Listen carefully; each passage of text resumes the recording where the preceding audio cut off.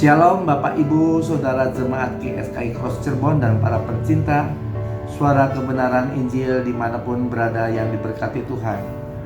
Puji Tuhan kalau pada pagi hari ini kita masih diberikan kesempatan untuk mendengarkan kebenaran firman Tuhan. Pada pagi hari ini saya akan membawakan renungan dengan tema orang bebal jauh dari pertobatan. Bapak Ibu Saudara yang terkasih di dalam kasih Kristus, marilah kita buka Alkitab kita di dalam Amsal 13 ayatnya yang ke-20. Demikian bunyinya. Siapa yang bergaul dengan orang bijak menjadi bijak, tetapi siapa yang bergaul dengan orang bebal menjadi malang. Bapak Ibu Saudara yang terkasih, jelas sekali dalam firman yang kita baru dengar bahwa kalau orang bergaul dengan orang bijak akan menjadi bijak, namun kalau kita bergaul dengan orang bebal akan menjadi malang. Tentunya kita sebagai orang-orang Kristen, sebagai saudara seiman, kalau kita menjumpai sahabat-sahabat kita yang mau bertobat, alangkah kita bahagianya, alangkah kita senangnya kalau sahabat-sahabat kita mau bertobat. Tentunya kita akan memberikan nasihat-nasihat untuk sahabat-sahabat kita untuk bertobat, saudaraku. Namun pada umumnya sahabat-sahabat kita banyak memberikan alasan-alasan pembelaan diri untuk melakukan pertobatan tersebut, saudaraku. Jadi sepertinya sahabat-sahabat kita mau bertobat, tapi mempunyai satu alibi, satu alasan yang dimana dia memiliki alasan bermacam-macam. Bapak Ibu Saudara yang terkasih, beberapa sifat orang bebal adalah yang pertama, tidak suka mendengar.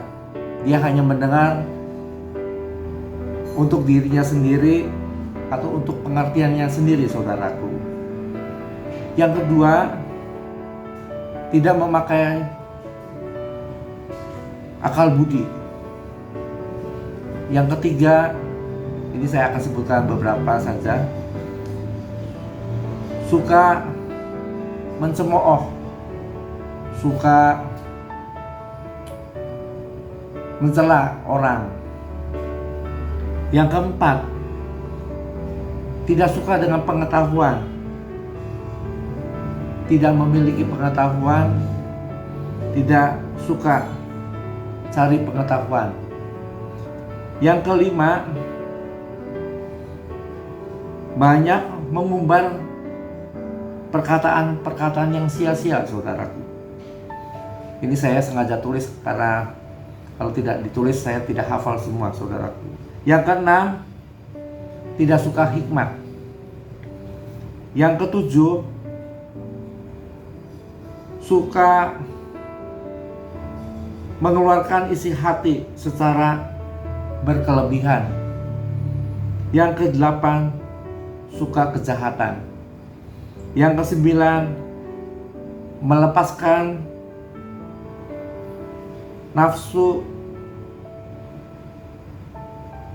mencari rasa aman. Saya ulangi, melepaskan nafsu lalu mencari rasa aman. Yang berikutnya, tidak jujur, saudaraku.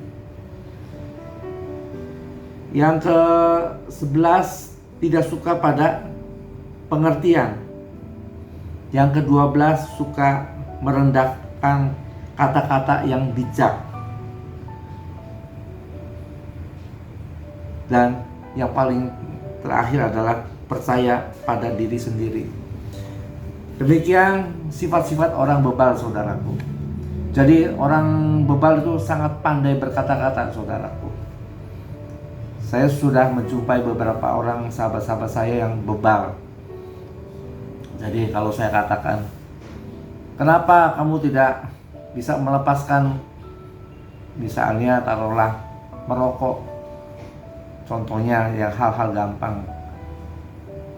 Sudah Pak, saya sudah berusaha loh untuk melepaskan merokok. Saya sudah mengurangi dari sekian bungkus, sudah saya kurangi loh Pak, dari 3 bungkus menjadi 1 bungkus.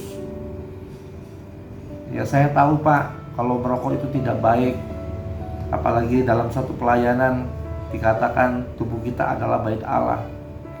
Tapi tetap merokok, saudaraku.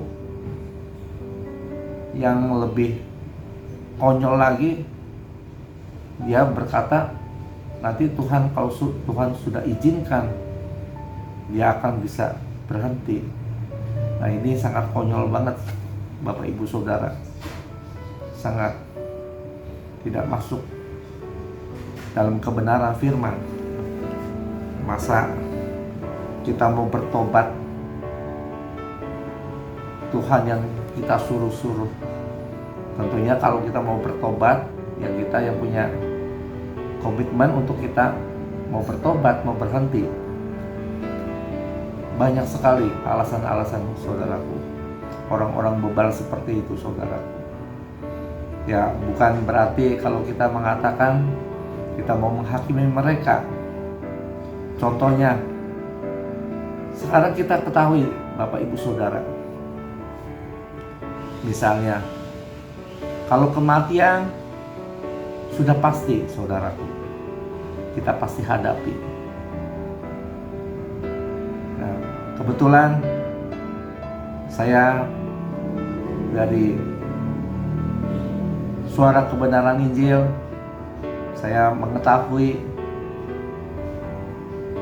kalau dalam pengajaran di gereja adalah bukan kita anti berkat, anti sembuh, tapi kita juga mempersiapkan untuk kita hadapi akan kematian kita, saudara. Namun banyak sahabat-sahabat kita, saudara-saudara kita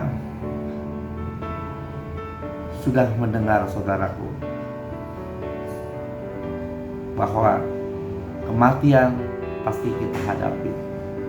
Bagaimana caranya kita untuk menghadapi kematian, untuk menghadap pada takhta Allah pengadilan nanti, saudaraku? Sering saya katakan pada sahabat-sahabat saya, saudara-saudara, untuk kita hidup, untuk kita berkemas-kemas, untuk kita hidup yang makin berkenan kepada Tuhan.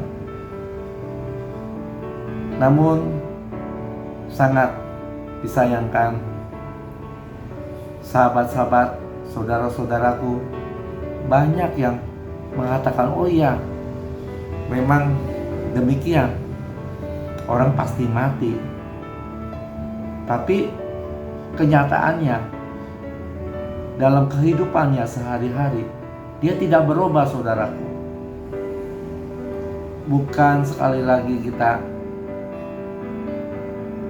mengatakan kalau sahabat-sahabat dan saudara-saudaraku salah, tapi banyak yang mendengar tapi tidak mau berubah. Saya tidak katakan bahwa ini menjadi salah satu sifat bebal, tapi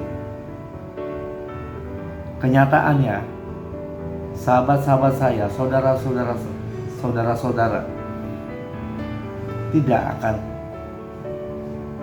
melakukan sekalipun sudah mendengar. Bapak Ibu Saudara yang terkasih, saya mengajak sekali lagi untuk Bapak Ibu Saudara yang mau mendengar, yang mau melakukan sesuai dengan firman pada pagi hari ini.